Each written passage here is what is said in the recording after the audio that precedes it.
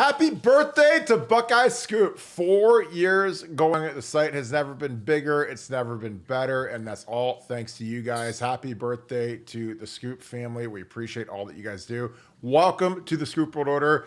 Bo Jackson knows. Bo knows it's her birthday. Bo Jackson is in the fold. We alluded to that yesterday. Felt strongly about it.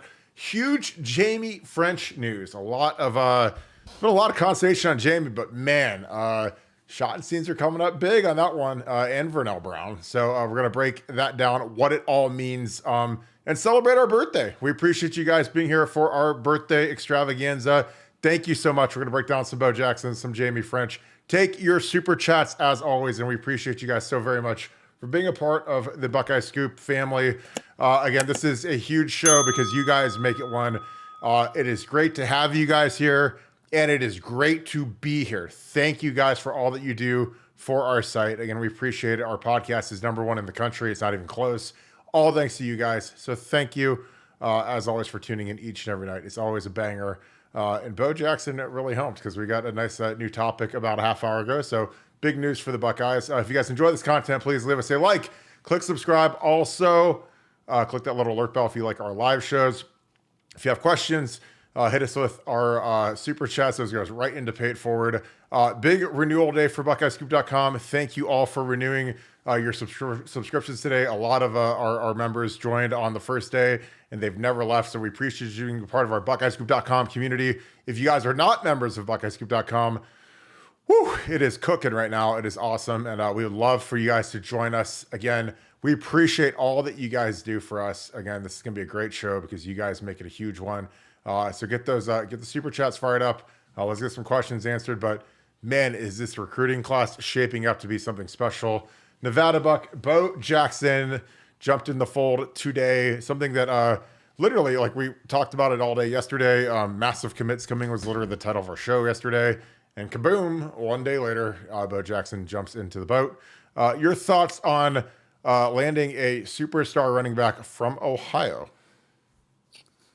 Yeah, this was one that I just was never really worried about. And I remember there was a time when people were fretting. And if you listen to the podcast every day, you'll remember I remember asking, I'm like, whoa, why is everybody so negative about Bo Jackson? Why is everybody kind of like, well, I'm not sure about Bo today? And I'm like, I've got Bo Jackson in this class. There's a 3 running back class, and I've got Bo Jackson in the class. And I don't care what anybody else says.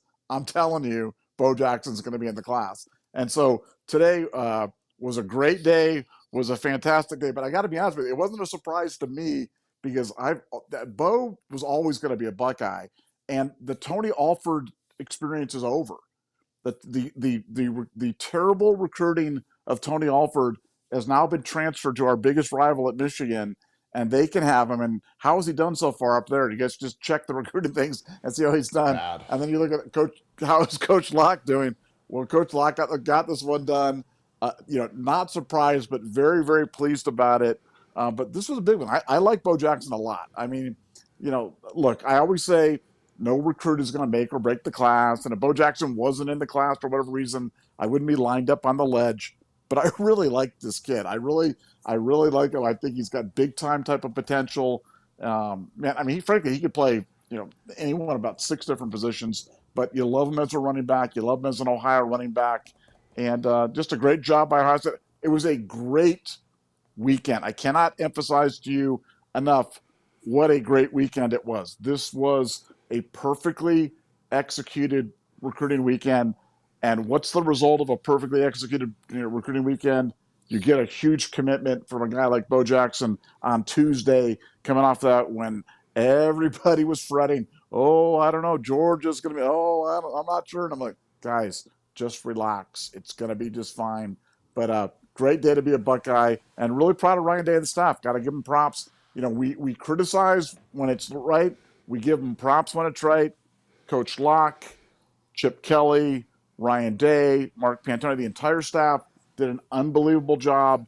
Great get for Ohio State, and just a great birthday present for Buckeye Scoop. So let's party. Yeah, and anytime you can beat Alabama and Georgia on a kid, I think that it's a big win. Again, he's rated as the number 3 running back in the country. So I mean, any other year that he's a 5-star. So to me, he's a 5-star. I love his tape. I love that we're locking him down early so that you got your backfield mates with him and Tavion St. Clair. So again, the first running back domino has fallen. I think he's potentially the biggest one. I think it's important to put the fence up and keep these guys in Ohio. And you can't let this guy go. So I'm really excited about it. I'm going to click his film on. But yeah, Nevada, this weekend. It's a big weekend for Ohio State, man. It's not always, a cinch where you have the big weekends and then you get commitments right after. But I mean, they're coming fast and furious. Camp is heating up. We're gonna have boots on the ground at camp. We're gonna have film of camp. It's gonna be fantastic. I can't wait for that. But your thoughts on kind of the momentum Ohio State has right now, because there's another domino that fell today that was really interesting that we're gonna get into. But your thoughts on the momentum with Ohio State right now? Well, I think the momentum is a direct result of the hard work and execution that they're putting in. This isn't by accident. Good things never happen to people and in business or in life or anything else by accident. And Ohio State, they have a plan. They've gone out and got some great people. They've added from some very smart people to the recruiting room, to what they're doing. Ryan Day stepping back from having to be the play call. I know there hasn't been a game in the meantime, but it just relieves him of the burden, not have to worry about it. And so he can really kind of focus on the bigger picture issues, NIL, alumni relations, donations, recruiting, and the like. And, this weekend, like I said, when we heard about it, not every weekend goes like this, man. We've had so many big weekends where it was like, I know it was a big weekend. I know we had a lot of kids in, but it didn't go exactly as planned. And I talked about it yesterday, but sometimes it's travel arrangements could get screwed up, or weather could be messed up, or, nobody feels like they get enough time with Ryan Day, or things get backed up, or somebody gets sick, or, there could be just a lot of things that are in your control. A lot of things are out of your control that keep a weekend from being perfect. But this weekend was darn near perfect. And I knew it. I knew it at the time. We said it. We told you guys at the time. And now this happened. So I do absolutely believe it's the first domino to fall. We've got another huge recruiting weekend coming up this weekend. So it is coming fast and furious for Ohio State, but it's the result of all their hard work and all the effort that they're putting in, to build this brand, to make Ohio State kind of the now team. And make no mistake, Ohio State is the now team in college football. The only thing they're missing is a string of national championships. And I do believe that's coming. But that's the only thing they're missing that's going to keep us from some sort of mini dynastic run right now, is that, accompanying success on the field.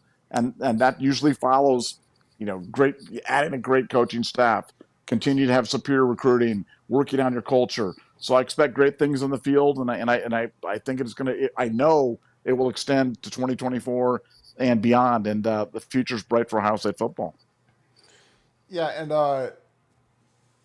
real interesting day today. Again, because there have been some. The thing you got to figure out is, like, with a lot of these national recruiting guys, and even some of the local guys that aren't really as tied in or whatever, they generate more clicks and buzz and whatever when they like waft smoke all over the place and say Bo Jackson's trending towards Georgia or Jamie Ffrench is trending towards Texas. And I bring up Jamie Ffrench because something very interesting happened today.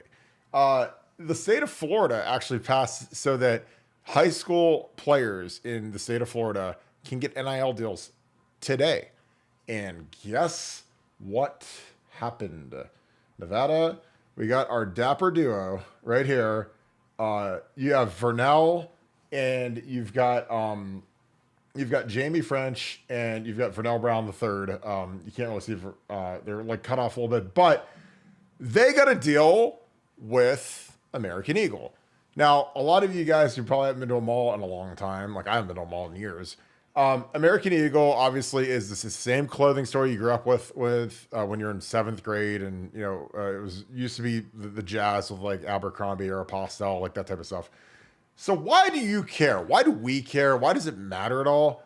Because the CEO is Jay Schottenstein, and it's owned by Schottenstein Stores. And it's kind of interesting that, two kids that are South Florida Express kids that are heavy Ohio State leans just happened to get the first NIL deal in the history of Florida high school football from an Ohio State mega donors company. So I thought that was very spicy and something that I was very excited about because, we get Jamie and we get Vernell, you get DK Moore, and then, you look at, again, this is posted on BuckeyeScoop.com. You guys should get on BuckeyeScoop.com. JJ Smith has a deal with DSW, also in the shot and scene umbrella of companies. And again, like these kids in general, I bet a lot of money that they've never bought anything from American Eagle or DSW, but those companies have major money and they need spokespeople. And guess who they're signing up?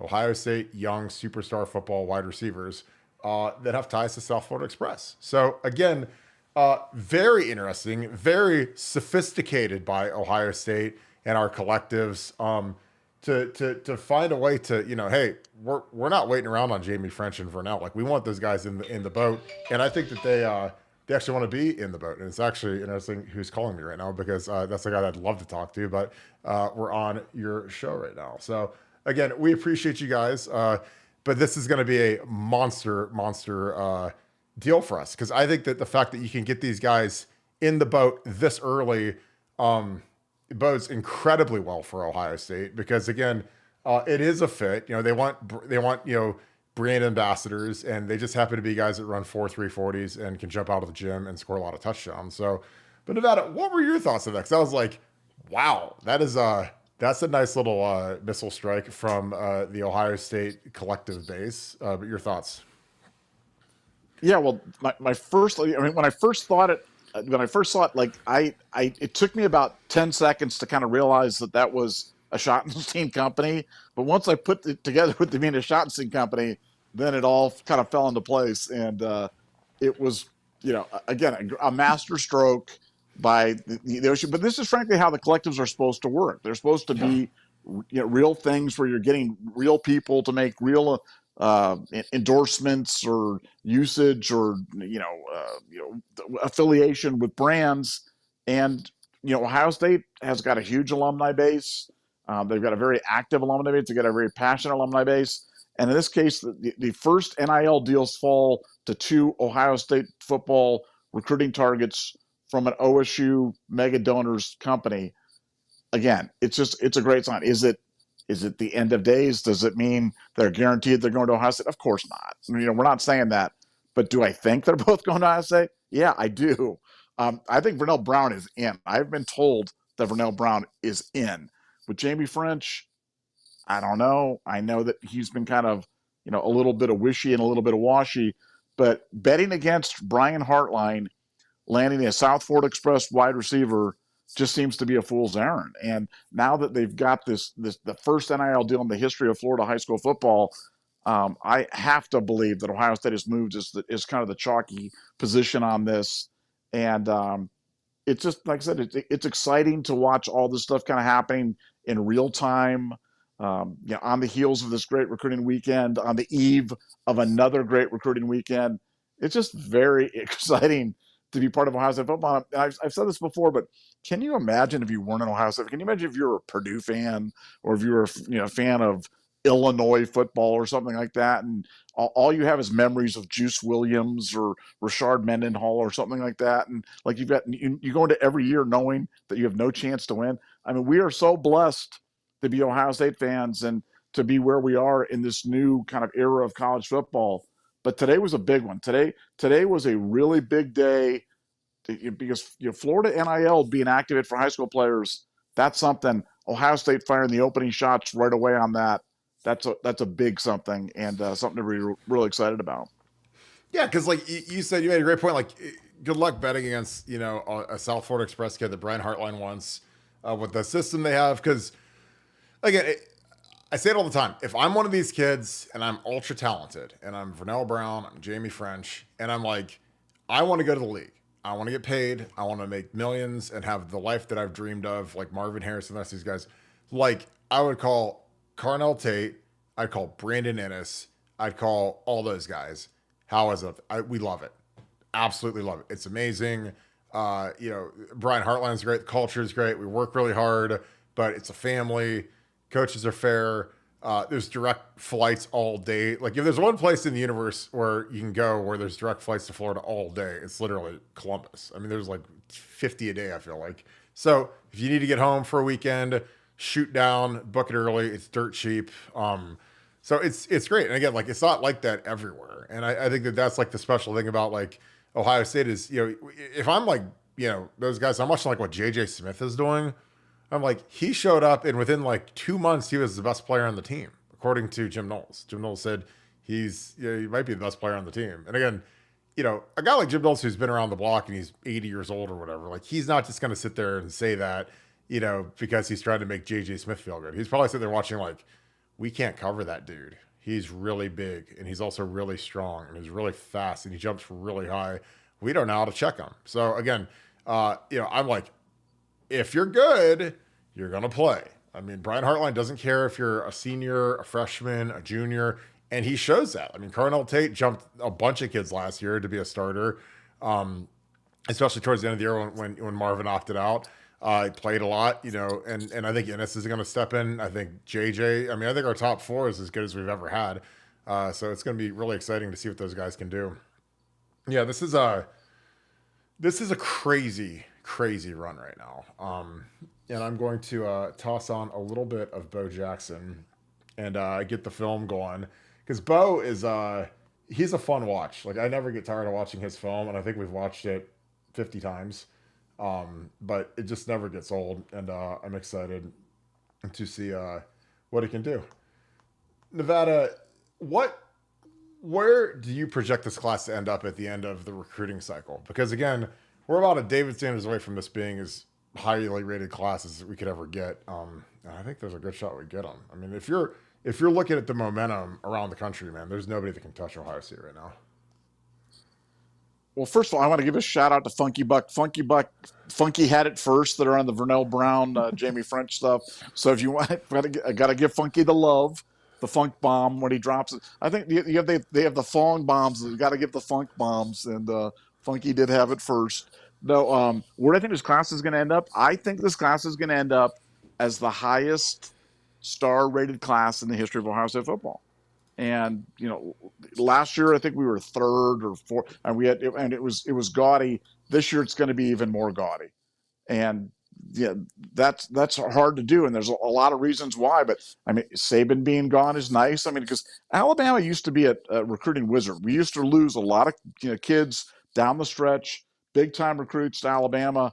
The fact that they're grabbing guys from us. Michigan isn't grabbing anybody. Michigan can't beat out, Minnesota for recruits right now. So they sure as heck ain't beating out Ohio State. And Notre Dame is, I don't even know where Notre Dame's at. Tennessee's kind of Tennesseeing. So no, I think we're getting David Sanders. I think that this class is going to finish strong. It started strong. It's been strong in the middle. There's no reason to believe it's not going to finish strong. And the recruiting momentum doesn't seem to be tapering off. It just seems to be increasing. So I think it will be when it's all said and done. I think it'll be the highest star-rated class per player in Ohio State history. I think we could end up with 5 of the 6 top players in the country, which is kind of crazy to think about. That sounds like a pipe dream, but it really could happen. Yeah, because I think that the way the NIL's tuning up right now for football, especially, is going to be we're going to be a tough draw to go against. Because again, you look at who are our most common foes that we go against in recruiting. Michigan is way down. Because if I'm a kid, there's no way I'm going there with the looming, nuclear storm that's about to go hit that place. I mean, it's going to look like Fallout after the bombs dropped. Like, they're going to be in the vault. Like, in 200 years, they might be able to come out and be okay. Bama loses Saban. Dabo's way down at Clemson. I mean, there's always going to be one. Georgia's obviously the one that's they're tough to go against, but Florida's down. I think Florida State is okay. I think Miami's down. I think, Texas is okay, but we don't go against Texas nationally a ton. Now, I mean, they got Baker last year from us from California, but most of the time, we don't run into them a ton. But again, in the matchup where we're against them and Jamie Ffrench, I like where we're at. I think we've got a lot of momentum. And again, with Jamie, he was all Buckeye a month ago. The big thing was NIL. What's the number going to be? Whatever. And he talked about driving a Lambo, but it's like, dude, like, you really don't want to drive a Lambo in college. Maybe for year 3, but like as a freshman, man, like trust me, like I don't even know where. As a freshman at most schools, you can't even park it anywhere. So you don't want to be driving a Lamborghini SUV like to Polaris Mall or Easton. I mean, unless you're just saying, hey, please break into my car every single day. But again, a Charger is nice. I'm sure he'll get a nice Charger, a Scat Cat or whatever, and he'll be good to go. So, but I'm excited about Jamie. I know he's a great kid. The people I talk to love him. Vernell Brown Jr. is a superstar. And the thing I like about him is they're both very, very different players. Like Garrett Wilson is who Jamie Ffrench is, and Vernell is, God, like I don't want to call him like a Hester, but he's a guy who's just explosive out the wazoo and is shifty and can run routes and separates. So we haven't really had a guy like him. I mean, we've had basically every archetype of wide receiver you could ever imagine. Like we've had, the Megatron clone in like Marvin Harrison. We've had the guy who's just pure explosion, like Justin Jefferson and Garrett Wilson. A lot of it. And again, for a lot of these guys, I can say, well, like, I mean, Garrett Wilson could end up being better than Justin Jefferson because he's that good, especially this year with Aaron Rodgers. Who knows what he's going to do? But I'm just excited. And I love watching Bo's film because what a player this guy is. And I'm just super excited about it. And we can start rolling into some of these super chats. Nevada, anything else before we get into the super chats? No, every time you say Scat Cat, I got to send you the DJ Scat Cat GIF on your phone. So like honestly, Scat like, do you know what a scat, or is it a Scat Cat or a Scat Pack? Is it I don't know what it is, but it's like, I remember when Brandon Innes got his Charger thing or whatever, like I assumed he was getting a Hellcat because like, that's what all the rappers rap about, and it's a Hellcat. And I've never heard a rapper rap about a Scat Pack or a Scat Cat or whatever it is, but that's what he ended up getting. And it was a nice car, but it was called like a Scat Pack Hellcat or something like that. I don't know what the difference DJ is, Scat, but it was DJ Scat Cat. But like seriously, have you ever heard of what it is? Like this is what it looks like, a Scat Cat or whatever. This is almost identical to the one in a Scat. And like I didn't know what it was. His was gray, but it had like this little Scat Cat on the side, or Scat Pack or whatever. And I just, whatever. I'm not DJ hip. Scat like, Cat. I drive an F-150, so we're out there, man. Give me one. All right. CJ Scat Cat. I love it. Paula Abdul. All right. Tyler Kerosene, thank you for the 5. Appreciate you, my friend, and I hope you're having a great day. Kirk, I thought when Michigan got Tony, they were going to get Bo Jackson and or Marquez Davis. We tried to tell them, and now we got Bo. I mean, these kids are smart, man. And again, I give Bo Jackson a lot of credit because, again, the thing I always said to these kids, I wanted all these kids to make the best decisions for them. And for some kids, Ohio State isn't the best decision, and that's fine. We've survived somehow. We've been the most prolific program in the country the last 25 years outside of Alabama. But really, if you discount the national titles, if you still want to go for overall wins, like I don't think anyone's touched us over the last 25 years. But Bama's got more titles, obviously. But I think kids that are from Ohio, that grew up in Ohio, their family's probably all Ohio State, their school is all Ohio State, or their friends are all Ohio State. Why would you ever go to Michigan? And again, that was the same thing I told Kyle Kalis. And I'm like, Kyle, I'm pleading with you, like, just be smart. Like, I mean, you can go to Michigan because there was a time a long time ago, like when I was growing up in the 90s, early 2000s, where Michigan was like in vogue. They were the Black Sox, the Fab Five, Charles Woodson, swag, all those stupid like things that people like to say.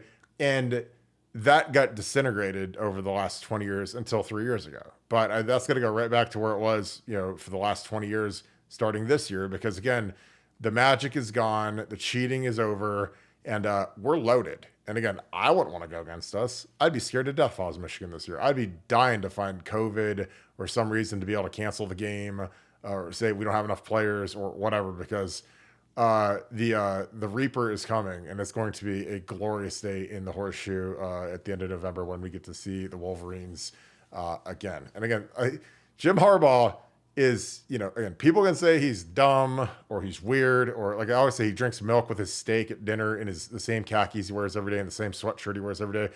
But he is really smart. Like he got LA to get him to sign like a 7-year or 6-year, $25 million. So he's making $125 million.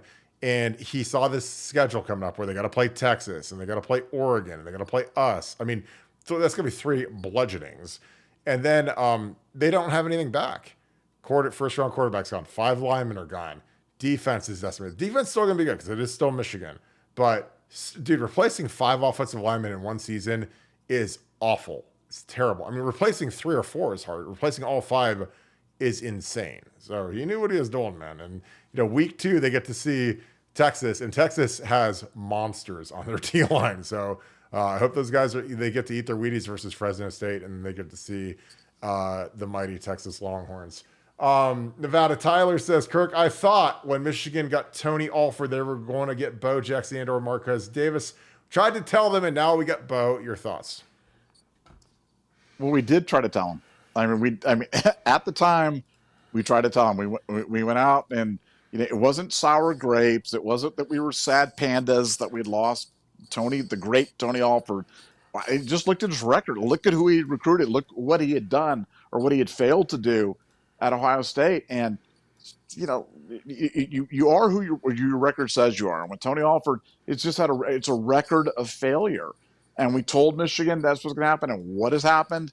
Exactly what we said was going to happen. And yeah, the pipe dream of Tony's going to come in and swoop, and James Peoples is going to transfer there, and Dallin Hayden's going to transfer there, and Quinshon Judkins. Remember, Quinshon Judkins was homesick, so he was going to transfer there, and then Bo Jackson was going to go. I mean, just all these fantasies for Michigan fans. And where are you guys? You guys are literally like 49th in the country right now in recruiting.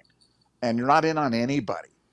And none of what the Tony Alford dreamers were talking about is going to come true, could come true. You weren't even close. I mean, you weren't even second or third or fourth in these sweepstakes. So, I mean, for Tony, hey, Tony, but thank you for sending us the unsolicited direct message there, talking about that we're in our heads all the time. But Tony, get back on the recruiting trails. Try to see if you can find some two-scar from Muskegon or something like that, and try to lure him to the Michigan Wolverines. But we did tell you, so it's not. I always say it's not. You're not. If you say something and it happens, then it's not bragging. It's repeating what happened, and we told you, and it happened. And again, I got the little Oprah gift card. So I'm like, this was like Ryan Day last year when it came out to giving extensions to coaches that didn't really need it. Like Keenan Bailey got extended. Larry deserved an extension, but he's handed out extensions and new deals and bonuses like they're going out of style. He didn't give Tony one. Tony's been there. He's the longest tenured guy. I think he's been there since 2015. And Ryan extends like Keenan Bailey, who has no market and has been a disaster as a tight ends coach so far. And he's like, oh, I'm going to extend this guy, but I'm not going to extend you because you're not very good at your job. You're not a good recruiter. You don't add much in the staff room. And again, he sat in a chair where, again, Carlos Loughlin doing a great job. But I mean, like a German Shepherd or a chimpanzee or a lizard should be able to get a couple 5-star running backs at Ohio State. It's like running back you. So it's not, you don't have to go do some crazy magic trick to get like great running backs to play at Ohio State. Because look at our history. Just go recency. You go Ezekiel, JK, Trey. Now you had Quinshon to the fold. I mean, it's not hard. I mean, Doc Tressel got Beanie Wells to sign here. Beanie Wells is the best running back in the country that year. 5-star, probably best player in his class. And Doc, God bless Doc, but I love Doc. He did not have the smoothness or the charisma of Jim Tressel, but Coach Tress made him his running backs coach, which is, again, I'm all for that. If you can put your brother on, God bless you. That's awesome. But he got Beanie Wells to sign here. So, you don't have to be some smooth operator to get, the best players, especially in the state of Ohio, but especially in the country with as national as we are. And we still whiffed on guys, and we didn't have contingency plans. Again, I don't know if I'll go the rest of my life and we'll have a class where we don't sign a single running back, but we did under Tony Alford's guidance. And again, his rotations were just impossibly bad, possibly bad. Like, I mean, he started like Mayan over Trey, and Mayan and Master Teague started over Trey Henderson. So it's like, you know, we'll look back on the NFL careers of those guys and say, wow, that's amazing that we did that, because Trey was Saquon Barkley from day one, the second he got to campus. And I knew that, but apparently the people that are at practice every day didn't. Mello 7, thank you for the 5 preacher man. Call that guy back, Kirk Father. I will call him as soon as we're over, because he got some juice for me. So I'm sure I'll be getting on that phone. A quick comparison between Jamie Ffrench and Quincy Porter. I like Jamie better, honestly. I think Jamie and DK and Vernell are the top 3 guys in the country. But again, that's just me. I mean, I know that we've got like kind of our pick of the litter when it comes to receivers, but you know, Quincy Porter is a big dude now. He's 6'3". He's from Bergen. I mean, does Brian like him better than the other 3? Can you fit that many guys in the class? I mean, you know, I don't know. I think when you get like 3 lead singers, like you got to probably get a backup singer somewhere. And again, I know that sounds stupid, but again, we saw, you know, Ohio State's career with Noah Rogers, like Noah, or one of the Rogers both hit the portal. One came back, one didn't. So, you know, I don't know if I'd take Quincy. I'm not taking him over Jamie. There's no way. Good player. We broke him down on an episode about a month ago. But I like him. Nevada. I'll have to see if I have the film on Quincy. And I've got Jamie Mello. But I'll pull Quincy for tomorrow. Any thoughts on Jamie Ffrench versus Quincy Porter? Quincy's a little bit taller. I think Jamie's quicker. But again, if you put a gun to my head, I want SFE receivers, because those guys have been coached. They're competitive. And the thing is when you have such a tight relationship with the SFE guys, and the SFE guys are fantastic mentors. They're great talent evaluators. So when you've got a rapport with SFE like Brian Hartline and Ryan Day and Mark Piantoni, and these guys do, like, they're going to give you the deets, good and bad. They'll say, this guy can play, this guy can't play, this guy, he's got a lot of upside, this guy's got major issues, this guy, because they're honest. You know, they'll say, you know, hey, you know, they like Dijon better than Cromani McLean. I mean, you know, they've had guys that are like the A tier guys in college football on their team. So it's not like they're starstruck when they get like a kid like JJ or Brandon Innes. But you know, I would, if you put a gun to my head and you said, Kirk, you know, if you want to have like a very deep eval where you can really, you know, try to hone in on your accuracy in terms of recruiting, like, and you've got a relationship like you do with like Brett Getz and the guys at SFE, like, you know, I'm taking their kids every time. Because if they say a kid can play and a kid's got upside, he's got a good clear head, like, I'm all in. Because, you know, the problem with recruiting is it's not just looking at databases and looking at stars and watching huddle film. It's like, you got to know what makes these kids tick. You got to know what their family life looks like. You got to know what their motivations are, especially in the NIL era. Because, you know, some of these kids, you might hand them an NIL check and they might think, I've arrived. This is great. I got this big check. My checking account's got all this money in it. This is awesome. And then they might turn into turds. Like, I mean, we had that Victor Cutler last year was a disaster, and we gave him an insane amount of money, and he couldn't play dead. He transferred to Louisville, got another NIL check. So he's worked the system as good as any lineman I've ever seen for a guy that can't play and stinks. But so you better, you know, again, the problem is we don't have an SFE for offensive linemen. So, you know, we took a swing at that one, and it was a spectacular whiff. But I don't know.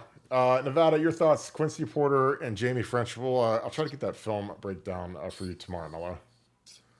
Well, I think the underrated point in this whole thing is you have a relationship with South Florida Press, and so you say, well, so, you know, so what? Now what? But it affects not only the guys that have come before, and not only the guys that you have now, but the guys that are in the future that are going to come. So if you want to establish yourself as the place for wide receivers from South Florida Express that Ohio State wants, those guys go to Ohio State. Because let me tell you what, South Florida Express got some youngins that might be better than any of these guys here. Oh, yeah. And so there's a good reason for you to lock it down. If it's a coin flip, it's like I said when Glenville was going good with Ohio State. It's like if it's a coin flip between a Glenville kid and a kid from another high school, go with the Glenville kid.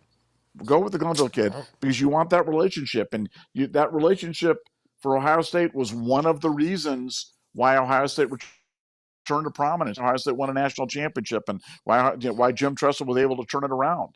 So I think that with South Florida Express, you're talking about various degrees of subtle degrees of greatness between a guy like a Jamie Ffrench and a Quincy Porter. But if you've only got finite amount of NIL money, if you've only got finite spots, always go with the South Florida Express kid because you may be right, you may be wrong on this one, but it just establishes that relationship so you get the next one as well.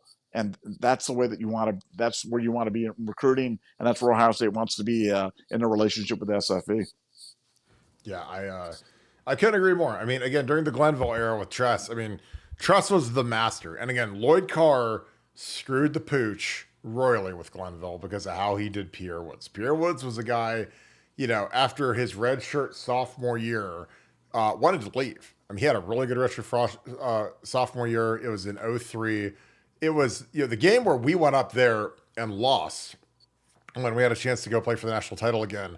It ended up giving us our second loss. We ended up playing K-State in the Fiesta Bowl.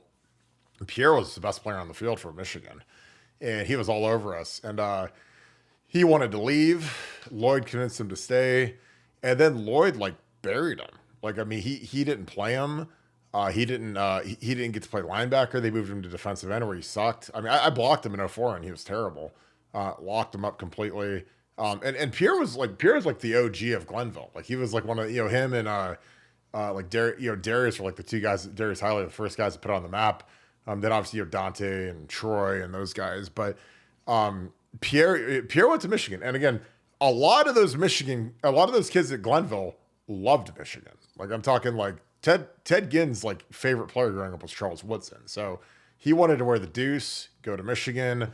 But Ted Sr., after how Lloyd Carr screwed over Pierre Woods, said, none of, he literally said, until Frank Clark, and that was after Lloyd left, literally, he never sent another kid to Michigan. And the only reason Frank Clark went there is because we didn't want him. So, if it's Ohio State and Michigan for guys like Ted Ginn, not so much Troy, Dante Whitner, these guys, this pipeline of Glenville kids we had, Ray Small, Rob Rose, this 5-star kids, none of them couldn't even visit Michigan. It was bad. But Tress also helped Teddy out because he took Curtis Terry, who was a lowly rated 3-star kid, who was a good player. Bryant Browning, who ended up being, a really, really nice player, was my backup. Great kid. Great program guy. Started in 2008. 2009 into, so he's a 3-year starter, but he was a guy, he was the 3-star project lineman, was heavy, got in shape, was a valedictorian at Glenville, one of the greatest kids ever. But he wasn't a guy that when we took him from Glenville, people were like, oh, we got this amazing lineman. He was a 3-star project, but he got his body right, worked hard, one of the greatest human beings you could ever meet. So again, Tress knew how to work the game. And he had that pipeline going full blast with Glenville. And any good Glenville kid there was, he was on it. And Urban, it was a lot more frosty with Urban and Ted Sr., but Urban, he still got Marshawn and kind of got the pipeline going again. But again, it's a two-way street because if Glenville's not producing the guys that they need to produce, then it's tough for us to take guys that can't play at this level. But again, that's the thing is that SFE pipeline is wide open right now for Ohio State. And again, when you got JJ and Carnell and Innocent, I know how those guys feel about Ohio State. They love it. So, if you're Jamie and those guys, man, why would you ever try to be you talk about the Trailblazers get the arrows? I wouldn't risk it. I think some of those guys are crazy for committing to other places. And, eventually I think a lot of those kids end up flipping or portaling out and trying to get back to Ohio State. Ben G, thank you for the 100. That's very generous. Thank you for being an Ultra member as well. And a newly enshrined Hall of Famer. So we've got about 5 Hall of Famers now. So we thank you so much for that. And again, we appreciate you being on here a lot. And we appreciate the questions you bring, because you always bring some heat, and it makes the show excellent. Given the situation with Cheap Heat Alford, see, that's going to be on a t-shirt. I promise you on the next drop, I'm going to put Cheap Heat on a shirt, because you guys love that. I say that all the time. Is running back recruiting more personal now? And how much does this sting for Tony? Paying forward, well done, Coach Locke, and happy birthday, Buckeye Scoop. Congrats, Kirk and Nevadabuck, on all the success, and thanks for giving back to the best. I appreciate you, my friend. That is very kind of you. I think the running back, I think it's personal now. I think that, Carlos Lachlan he had to turn up big time, because, when you're at Oregon, you're not recruiting generally the same guys that you're recruiting, in the Midwest at Ohio State. I'm sure that he'd reached out to Bo Jackson, but I don't know how much energy you want to burn if you're at Oregon to try to get a kid like Bo Jackson, who seems to be pretty Midwest and Southern centric when it comes to his recruitment. Again, that's one of the things about recruiting is, man, you don't want to waste your time on 30 different running backs when you need to get 2 good ones, and you got to get ones that realistically might come to you. And when you're out at the far corner of the country, like, it's hard to get kids from South Florida and Ohio and some of these areas to head out there, because that's a long way. And a lot of these kids, they don't even know where Oregon is on the atlas. So why would they ever want to go there? But I think that it has to sting for Tony, because I think he realizes how ineffective he was, and how when you leave a place like Ohio State, man, it's like you're giving up the best running back's job in the country to go elsewhere. And I'm telling you, he's got to look around that room, and, like, I know he's got Donovan Edwards for a year, but after that, man, and we'll see how Donovan Edwards is without JJ McCarthy and a great offensive line. Because, again, it's easy to look really good when you've got the best line in the country and a first-round quarterback. So we're gonna find out how good he is, because I'm just telling you, like, they're honestly, not only did they lose their 5 offensive linemen, they lost their offensive line coach, because Sharon Moore has to go be a full-time coach now. Before, he was the O-line coach. So that's something I haven't even said, but that's a huge deal when all of a sudden you switch out the line coaches, because that's where things can get real hairy. Nevada, Benji, and again, thank you for the 100. It's very generous, my friend. I appreciate you. Given the situation with Cheap Heat Alford, is running back recruiting more personal now, and how much does this sting for Tony?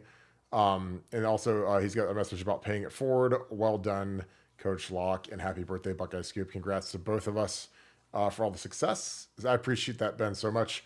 But Nevada, your thoughts? Does this feel more personal for Tony Alford after getting Bo Jackson at Ohio State? Well, yeah, first of all, Ben, congrats for being a Hall of Fame member and being so generous and being so kind with your words. Thank you on behalf of Buckeye Scoop and the Pay It Forward. As for the recruiting, go watch Coach Locke speak. Just go on YouTube, go on anything, just dial up anytime when this guy talks. This is a really impressive guy, and not every coach is that. Go watch Tony Alford speak, and then watch Coach Locke speak, and you know why, or how impressive it has to be to have a guy like that in your living room, talking to your parents, talking about mentoring you and developing you as a person, as a football player. He is just an incredibly impressive guy. And I know that's what won over Ryan Day. And that's why, Ryan Day was so excited about getting him and about taking him from Oregon, when they did. This guy's he's a leader. He's a born leader. I do think that the running back recruiting has become more personal. I do believe that, we have some stature in that room, and the results have been immediate. You get a guy like Bo Jackson, you're competing with Georgia, and bang, commitment 2 days after a visit. Coach Locke deserves a lot of that credit. But frankly, Tony Alford deserves a lot of the credit, because getting rid of him, I'm not sure if you get Bo Jackson if Tony Alford's here. I really don't, because Tony Alford had a history of blowing it with guys like this, and I'm not sure we get him if Tony Alford's still here. So as much garbage as we gave Tony Alford. But again, I want to make sure that we're on the record. I never cared that Tony Alford left. I was happy that he left. I thought leaving for Michigan was Bush League. I still think it was Bush League. I think, leaving when he did for Michigan was Bush League, but I'm sure glad he did. I always say, find the blessing. There was the blessing. Coach Locke is a blessing, and today is a blessing. And great birthday present for the Scoop. Thank you, Coach Locke. Yeah, I totally agree. I think that you have to look at the perspective on it. I think Tony Alford leaving was ripping the Band-Aid off because, when, just in all fairness, and again, I'm very hard on Tony Alford because I'm just not a fan of him. I think he did a terrible job while he was here. But there's nothing worse than having a disgruntled employee who's a lame duck for another 9 months. So, I mean, going to Michigan is the ultimate cheap shot to Ryan Day. Going in the middle of spring ball is the ultimate cheap shot to Ryan Day. But I think Ryan Day took that personal. I think that, when that happened and he just, he basically smacked Ryan across the face, spit in his face and did that. I think Ryan had a new willpower, a new drive, a new, whatever you want to call it, to really lock down a fantastic running back class. Because again, when these kids start showing up for unofficial visits and then official, but the unofficials, in the spring and all that, there's kids showing up that have never met Carlos Loughlin in person, or they might have met him briefly at a high school visit. Excuse me. But in the middle of spring ball, when kids are coming to practice, Carlos Loughlin is like a first day on the job, second day on the job, whatever.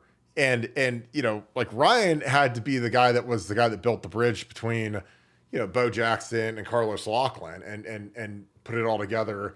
And I'm sure that he did everything he could to say, hey, look, the standard is going to be the standard. Nothing is going to change. If anything, we're going to be better. The program is strong. Our offense is going to be incredible for running backs. You're going to have a lot of space. We're going to utilize you in space. We're going to get you the ball vertically, horizontally. We're going to throw it to you.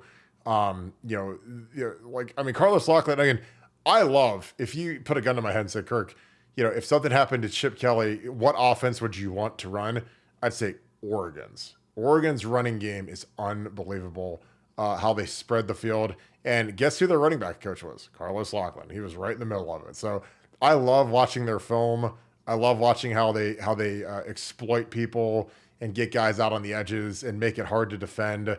So I love that ad because you have, you had one of the most explosive offenses in the country. You had the running backs coach, and so he's been in those meetings. He knows the playbook, and he can accentuate some of the stuff that they did and add it. And I think in recruiting, dude, if I'm a running back, I want to be utilized like Christian McCaffrey or Kamara or the guys that get put out in space, and they're just monsters all over the field. And I think that's what's going to happen with Carlos Loughlin adding his input to the running game with Justin Fry and Chip Kelly. I think it's going to be awesome.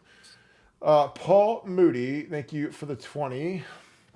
Appreciate you, my friend. My father passed away today. I'm very sorry for that. And he was a lifelong Buckeye fan, not missing a home game since 1968. That is incredible. Wow. So he saw me play, which is amazing. I'm glad that I was able to contribute to some wins for him. From Dayton, we bonded over Buckeye Scoop. Thank you for the great memories and meeting him at the spring game watch party. Nevada OH. I-O. I'll let you take this one first, Nevada, and then I'll follow through. Yeah, I don't really have words, man. I passed away today. I'm humbled that you're here and that you would take the time to kind of share that with us. And, my dad passed away, and, it leaves a hole in you that you never quite kind of fill. But yeah, my dad and I, our best memories were always Ohio State games. Whether I was, listening to him on the radio, believe it or not, that was actually a thing. I remember when a young Nevadabuck was listening to the 69 Rose Bowl when they were playing USC, and O.J. Simpson broke the run. I think I've told the story before. He broke the run for a touchdown, and I think we went down 10-0. And I went back in my room and started crying, and my dad came back in and told me that we were leading, and I couldn't believe it. And but that was like one of my nurturing moments from my dad when he came back and it coaxed me through a tough time. I was always an Ohio State fan. I always took the losses really hard, but going to the games with my dad, watching the games with my dad, listening to the games with my dad, talking about the games with my dad was always my best memories. And then, like I said, I'm just flattered that you came here to share that with us today. And really, prayers for you on your loss. I'm really sorry about that.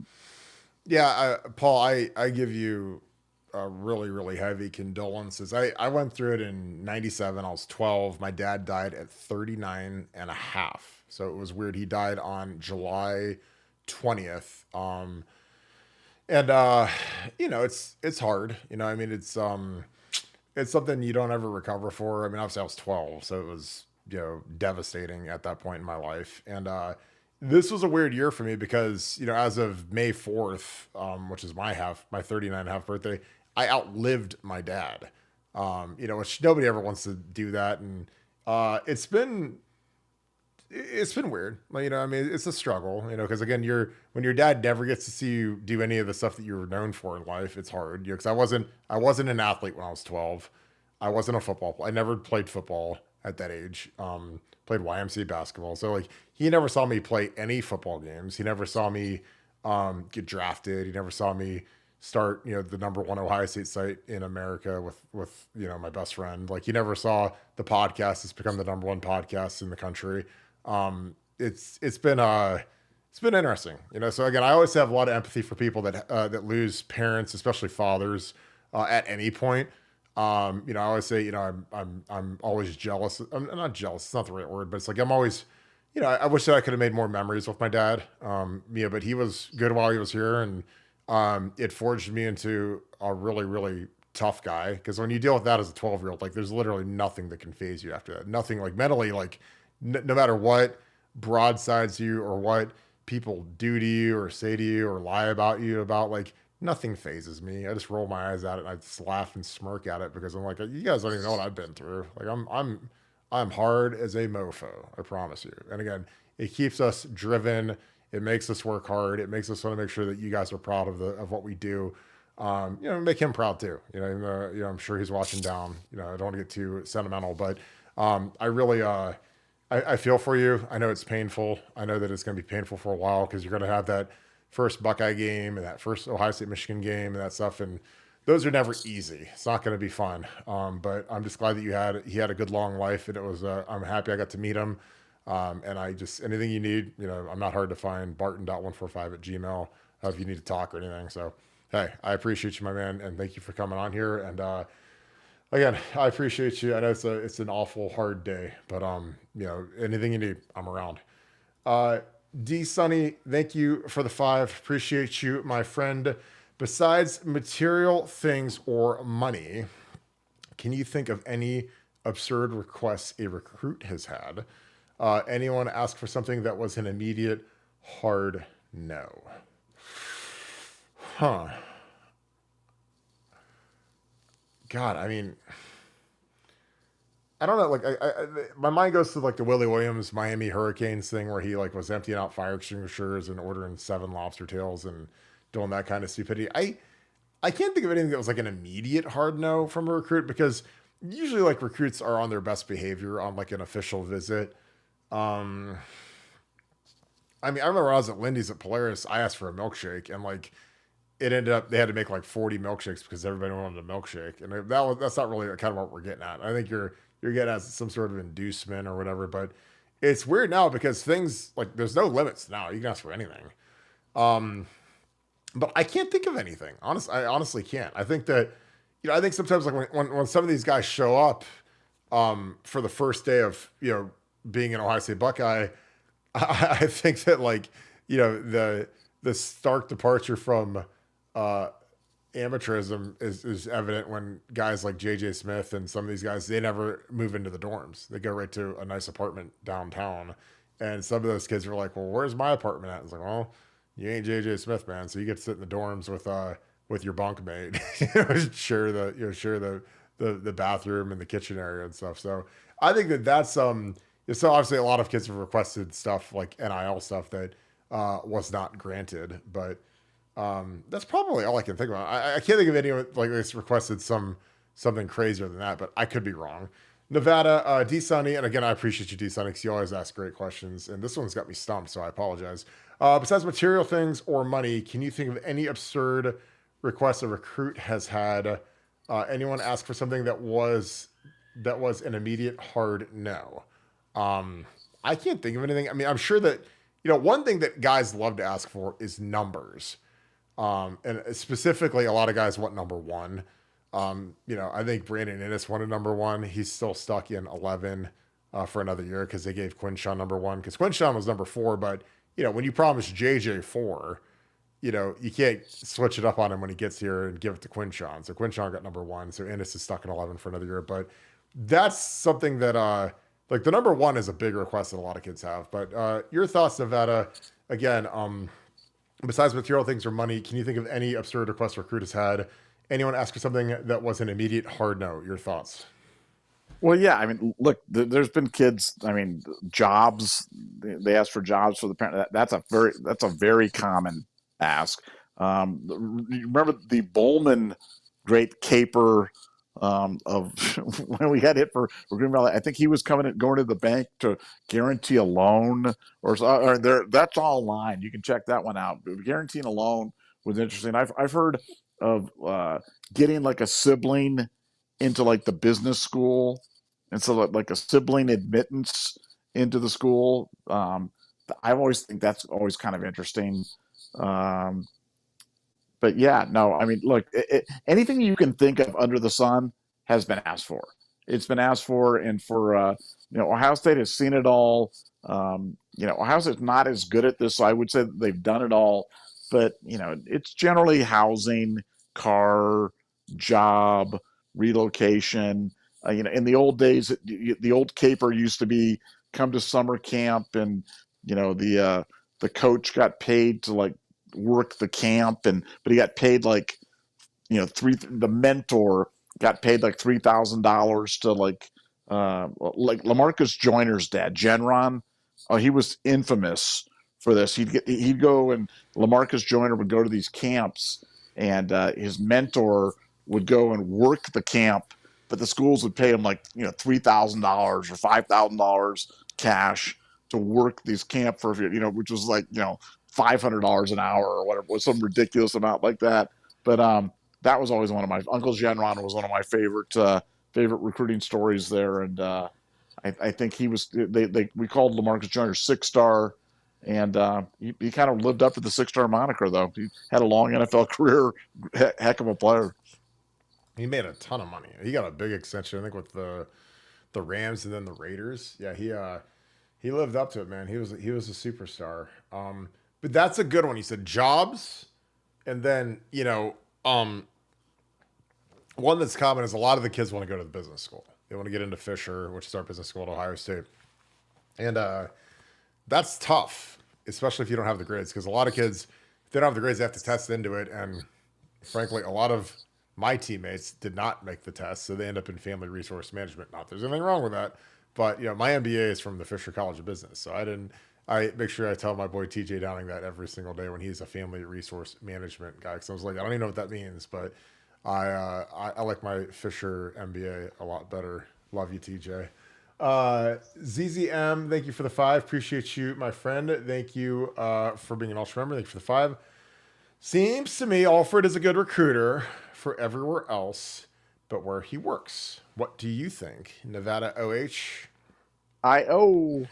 Well, I mean, who's committed to Michigan since he's been there?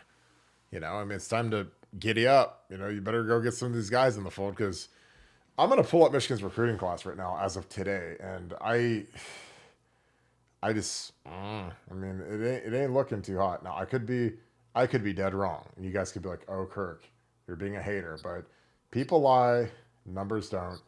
Nevada, in your opinion, is Tony Alford a good recruiter for everywhere else except for where he works? Well, yeah, and he's like that guy in the movie A Bronx Tale that was like bad luck, and so whatever he bet, you'd always go the opposite way. He's the mush. The mush. He is the mush. That's who he is. Because wherever he goes, guys just immediately go to other schools. So he is indirectly a great recruiter for any school going against his school because he just repels quality recruits. And you look at Michigan recruiting right now. It is a barren. It's not even after the first bomb in Fallout. It's like after the second bomb in Fallout. It's like and I do believe that is. I don't want to give away the plot twist, but there were 2 bombs in Fallout, right? Then they bombed the one thing, and then they bombed it again, or something like that. I think so. I think so 46. too. So they got 46. They're 46 in the country right now. 5 recruits. D-line, O-tackle, 3-star quarterback from Fort Myers. A lot of three stars, 2 4-stars. Nobody from Ohio, no running backs. So again, like I'm sure that not all 3 stars are really 3 stars, but the sheer volume is not good. I mean, having 5 guys at this time of year. I'm gonna flop over to Ohio State real quick and see what we're doing there, but that's coming off a national championship, guys. That is coming off a national. Oh my goodness, it's just so bad. It's so bad. And like you compare it to the good guys, we've got 13 commitments. 5-star Taven St. Clair, 5-star Devin Sanchez, who's the best cornerback in America. Naheem Alford, Carter Lowe, Tarvis Alford, Bo Jackson. And a lot of these guys are close to being 5-stars too, which is scary. Zahir Mathis, London Merritt, Nate Roberts, Des Jones. It's crazy Des Jones is down here this far, and he could be the most talented guy in the whole class. Deshaun Stewart, Eli Lee, and Cody Headed from Ignatius. But that's crazy. I mean, we almost have more 5-stars than they have players, which scary hours. I love it. Because I think Carter Lowe should be a 5-star. He's a 5-star on other services, and Bo Jackson should be a 5-star. So to me, we have 5 stars, and they only have 5 commitments. So, and we're not done. Like we're gonna get more commitments, I think, over the next 2 weeks, and away we go. Sean Garner, thank you for the 5. Who are some big-time Buckeye recruits you knew would be a bust early in their careers? Nevada, OH. Let me think. I mean, Nader Abdallah was one for sure. Nader was a guy, he was an Army All-American, high 4-star-ish type guy. Again, the Army All-American game back in the day, that was legit. I mean, if you're in that thing, man, you're one of the top 50 or I don't know if they put 30 guys on each team or whatever it is. Maybe 40. You're like one of the top 60 or 80. I don't know how many people are on the team. I assume they've probably got, it's probably like a Pro Bowl where each team's got like 45 guys or whatever, 40 guys, so they can rotate guys through. But if you're on the Army team back then, I mean, there was not an Under Armour game. There was not another national game. That was the only national game back then. So when you're on that team, you're legit. Nader was an Army guy and showed up. Dude was a party animal. I mean, it was crazy how much that kid went out and, went against him. And, there's some guys that can party and ball and some guys can't, and he couldn't. And he was an easy guy to block. So I had high hopes for Nader. I was hoping, again, like when these guys show up and they're all this, all that, I think that, okay, this guy's going to be real, and he wasn't. So that was one for sure. Who was that? Who was that? Yeah, I was going to say, who was that offensive lineman that you always talk about that you knew immediately that the kid from Cleveland, I think? From Cleveland? I think he was from Cleveland. It's like we got him, and Meyer was so excited. Like, there was the best lineman ever. Kyle Dodson. Kyle Dodson. Sure. Yeah, Kyle Dodson. That one was wild because Kyle was a nice kid, but he wasn't a dog. He was kind of a fake tough guy. And, we had Taylor Decker in that same class. And Taylor was little fanfare, flipped from Notre Dame with Ed Warner and Tim Hinton. And Taylor, I was like, man, I like Taylor a lot more because Taylor, he was smarter, he was tougher, and he got way tougher. He wasn't real tough when he showed up, but he got way tougher as his career went on. And he could move really well. He's 6'8". But, Kyle's body is a little bit more dumpy. But he didn't love football. Like actually, I think he hated football. He didn't want to compete. We had a scrimmage one day after practice where like we'd scrimmage the young guys on Sunday nights. We'd have a scrimmage of like all the guys that didn't play. So we'd have like, we did that a bunch of times. And I always think that's good to do because then, when you scrimmage on Sunday nights, then those young guys Saturday, they can't go out and get drunk, because, hey, if you got a scrimmage on Sunday night, you better not be out getting lit. Unless you're just an idiot, but we're going to scrimmage you. So if you're a guy that plays, you can go do whatever you want because you've already done your part for the weekend. So the starters would get to go in early, pretty light workout, and then they'd head inside, and then we'd keep the young guys out and we'd beat them up a little bit. And Kyle, I remember he went in with the starters, and I'm like, dude, what are you doing? Like, you're out here, you're our left tackle in this scrimmage, and like. He just like lost his mind. He's like, oh no, man, I can't, and I got to go home. And I'm like, dude, like we need you to like practice. Like that's what you're here for. Like this is what, like, I mean, the thing about like when you play football is your job when you're at Ohio State. Like you can't just like call in sick and take a sick day and take personal time off. Like it's your job. Like you have to show up, you have to work, you got to put in work. Now, if you're legitimately sick or legitimately injured, that's different. But like, you don't just like take a personal day and sit around and play Xbox all day, or you can't just say, "Oh, I'm going to go home."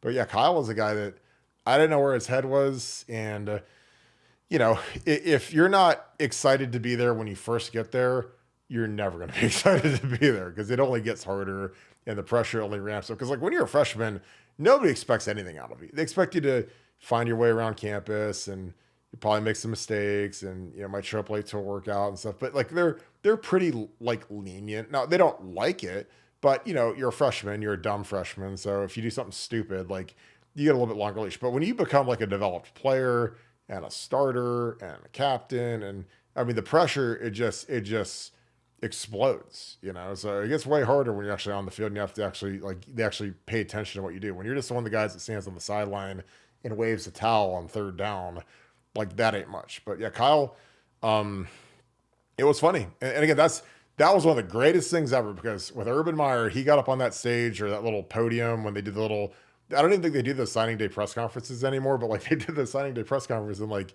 he was the crown, Kyle Dodson, who like flipped at the last minute he like decommitted from Wisconsin. Then he went and visited USC, and then it was between us and USC. And like, he did a rap song to announce his commitment, which I hated. And I was like, that was a telltale sign because that was like something Chantrell Henderson would do. And like, he commits and, and Urban's like, he's the crown jewel to our recruiting class. I'll never forget that. I was like, oh my God. And the kid shows up and he stinks, never starts the game. And Taylor Decker is the real crown jewel. He ends up being a first-round pick. He still starts for the Lions, Pro Bowl level tackle, $80 million extension that you can make a recruiting flyer for. So, but yeah, I mean, there's a lot of guys. I don't like putting guys on blast because things happen. But it's also part of life. When you show up somewhere, if you go to a place like Ohio State, man, you're going to get judged because you're either going to be this or this. And at the end of the day, like when you're a recruit, the only thing you should ask is, are they mad that they took me? Do they wish they could have taken somewhere else? Because again, there's always going to be someone better than you. But I mean, like, was there a guy that was at the same camp and I got the offer and he didn't or whatever? Like, all you want to do is let them know that, hey, you gave them an honest work and you did a good job and you played hard and you answered the bell when you needed to. Because to me, that's important. Like that was like something like when I talked to those guys, like my exit meeting when I was a senior and I was done and going off to the Senior Bowl, like, I said, look, I just want to make sure, that I gave you guys an honest effort for my 5 years and worked hard, played hard. And I did. I was captain. I was an first-team All-American, got a tree in the Grove next to the stadium. And, I graduated. I tried to do everything, I was all Big Ten academic. I tried to just hit every metric I could to help the program because it just adds, to the statistics and makes everything better for the program when you're a plus in all those areas. So, but yeah, there's a lot of guys I can name that were busts. A bunch of quarterbacks were, but thankfully we had better quarterbacks that were around their age or the same age, which helped carry us, and that was really helpful. Nevada, do you have any names you want to add? Yeah, it's tough. Again, I appreciate very much the question, but I'm with you. It's hard. So I'll just say one kid, just because we've talked about him before, a kid you knew, but I had it really early on with Louis Irizarry, with that he was Oof. going to be bad news, and that I had a really good source. It's like, he will never finish it out. This kid is bad news. He's not going to be able to finish. I know Ohio State's excited about getting him, but they didn't doubt his ability, just doubted his commitment to football. And so that was one of the all-time weird recruitments, and kind of like I said. But I do hate putting kids on. I know everybody's trying. Everybody can't be great. Everybody can't have a tree in the grove, or beat Michigan 4 times or whatever it is. But Lewis was a particular waste of talent, because insanely talented, but just did not have the commitment to football that you want to have. Well, he was just, I mean, I don't know what his deal was. I don't know if he was bipolar or what it was, but like Lewis was a guy that he was National Honor Society engineering program 4.0. So again, and the only reason I'm giving you guys kind of this background is because, like sometimes you just can't know. Like when these kids go off the reservation and they get arrested and they do stupid things, like sometimes you just can't know. Like I don't know how Jim Tressel, because again, when a guy gets arrested, when a guy hits it beats up a guy, then he steals the guy's wallet, and you go back and I'm sure, like when you're Jim Tressel, because he's the guy that gets held accountable for that kind of stuff. Like you're like, well, what were the telltale signs? He's got a great family. He's got a great dad, great mom, sisters. Like good family. Okay, check. What's his degree going to be? Engineering. Okay, so he's really smart. Check. National Honor Society. Check. Best tight end in the country. Check. And Trust, like again, he went to Youngstown Ursuline, so Trust has more tentacles up there than anywhere in the universe about how is this kid and whatever. But Lewis, like, I mean, he had a screw loose sometimes. Like I don't know if he was bipolar or what the deal was, but there were times where he wasn't the same dude. And again, when he had those episodes, I was like, I was stunned. I'm like, because Lewis was one of the guys I was tightest with. Like, I was real excited to play. When you're an offensive tackle, you got a good tight end next to you. I was like really excited to play with Lewis. I mean, he's going to be my guy, and it all fell down, man. And he went to jail, and then I'll never forget that. Like the most crazy thing of all time was he just so happened to transfer to Youngstown State, and my senior year, our season opener, we played Youngstown State, and they made Louis Irizarry a captain against me. It was me, James Laurinaitis, Malcolm were the captains, and Deontay Johnson. And then they sent out Bob Perez, who was my high school quarterback, which was hilarious. Louis Irizarry, and I don't know who the other guys were. But it just was like, I don't know. It was surreal that like a guy that was in my 2003 recruiting class was literally on the other sideline at Youngstown State, and he played in the game. And he was terrible.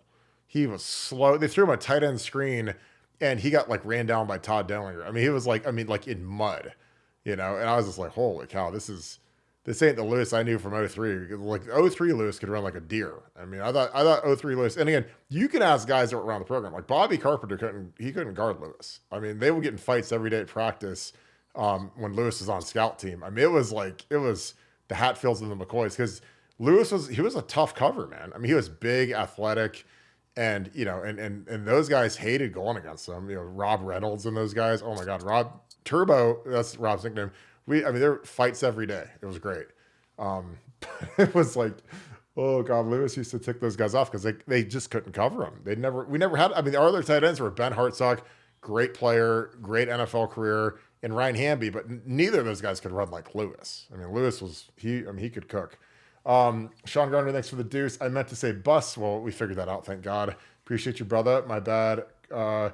And for Kirk, I'll say IO back. Appreciate you, my friend. I hope you're having a great night. David Fennel, what is up, brother? Finally got a chance to jump on. Just moved to Baton Rouge. Oh my God, that's a Garth Brooks song, isn't it? Just moved to Baton Rouge to watch the Scoop. David made these. These are awesome. These Buckeye window clings, Buckeye Scoop. So I got these things all over the place. I appreciate you, my friend. I hope that you're enjoying the Bayou and eating some crawdads, which I know that's a delicacy down there. What's the best stadium in the country to watch a game? Ooh, Nevada. I'll let you go because you've been to more stadiums than I have. But in your opinion, what is the best stadium in the country to watch a game? Well, first of all, Baton Rouge is French for red stick. Red stick. So, just giving you a little French lesson here in the morning for anybody that might not have known. It's like San Diego being Saint Diego. Baton Rouge is red stick. So I'm offering that up to the YouTube crowd here for a little educational moment. As for the best stadium in the country, the loudest stadium. I mean, honestly, I've never been to a louder stadium than LSU at night. LSU at night is absolutely deafening, and those guys know how to bring it. The acoustics there are crazy. The fans are crazy, and that's about as loud as I've been. And I'm trying to think about a louder stadium than that. Um, the new Seattle. I mean, believe it or not, for an NFL team, the Seahawks. Just that thing gets really, really loud as well, and I'm not sure how they're doing it. I've never been to Penn State for a night game, so I know you can offer that up there as your little contribution to loudness, but I've never experienced it, so I don't know. But I'm going to go with LSU at night. LSU at night, loudest. As for best stadium, I mean, look, I'm always fond of Jerry World. I know it's not state of the art now. I know probably the Mercedes-Benz Center in Atlanta has probably got more accoutrement, but I just have great memories of Jerry World, the national championship, the $15 million art installation. Everything about it is just is fantastic, and the fact that he built that in the midst of the 2008 financial meltdown, just shows you the cojones that Jerry Jones has, and I respect the fact that they got that thing built, and I'm sure when he builds his next one, it'll be even bigger and better. But I do like Jerry World a lot. Yeah, I mean, it makes perfect sense. Like, I think Jerry World's the best place I've been. I mean, the combination of the venue, obviously, for the Oregon National Championship game, also went to the USC Cotton Bowl that we won. It's a beautiful stadium. The suites are incredible. For college football, for me, it's Penn State. I mean, I've never been to LSU, so I'm not a great, not versed on that. But, like, I've played here, coached here.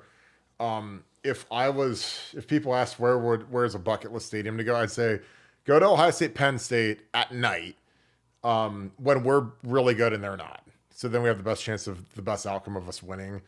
Don't go when they're good. Now, granted, we've owned them. Like, the funny thing about Penn State is, like, they've beaten us like one time since '08, I think. Or no, they beat us in 11. They beat us in '08. They beat us in 16 when they blocked the kick.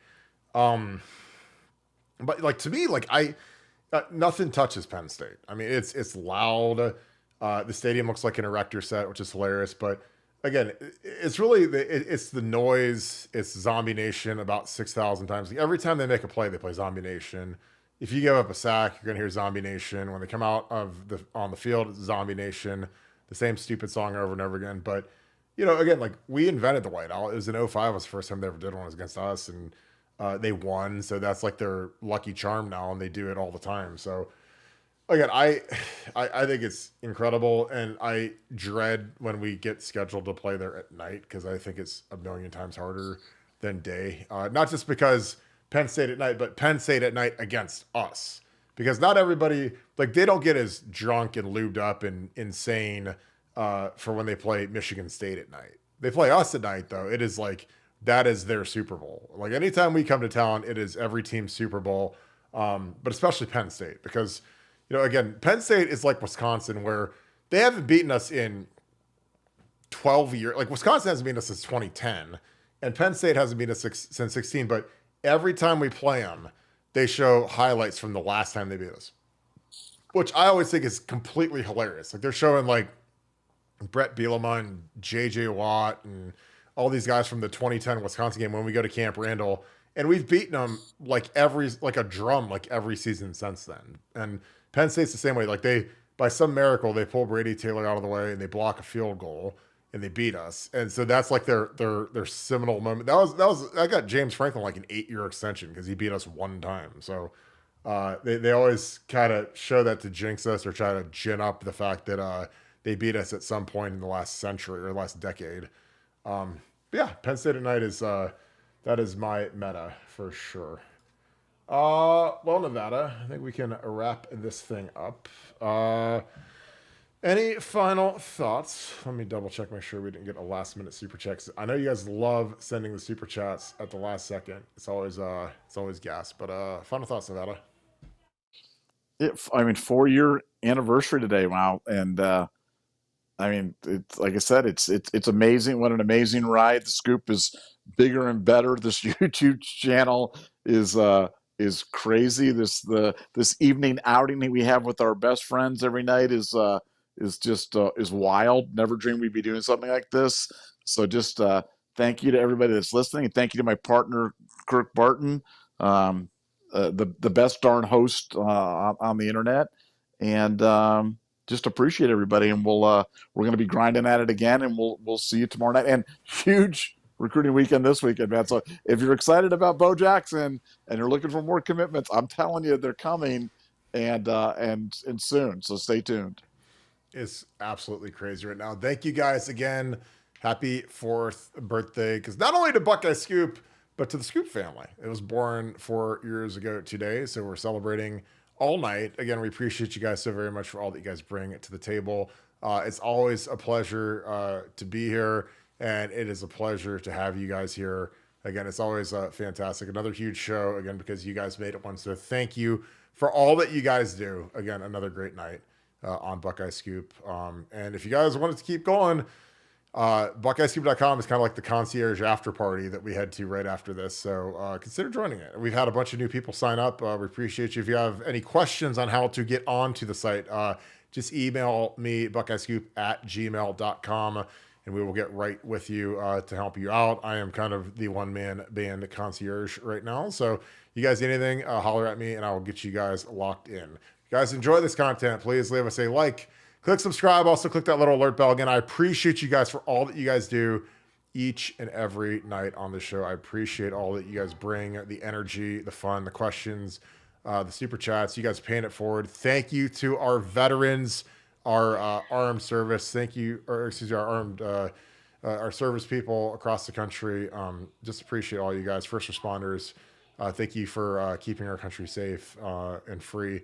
Thank you to you guys. We don't forget about you guys around here. And again, that's one of the hallmarks of Buckeye Scoop and BuckeyeScoop.com. Again, we appreciate you guys so very much. With that being said, shout out where you guys are watching from. Shout out who you guys are watching with. And shout out, what's your favorite memory of Buckeye Scoop? Put that in the comments. It's been 4 years now, so we've got a lot of good memories. The site's bigger and better than it's ever been. The podcast is just growing exponentially. And we appreciate you guys so very much. As always, thank you so much, Buckeye Nation. Thank you, Scoop family. I hope you guys have a great one. Another great birthday for Buckeye Scoop. And we're getting bigger and stronger and faster. And it's getting better and better every day. So thank you guys. You guys have a great night. Go Bucks.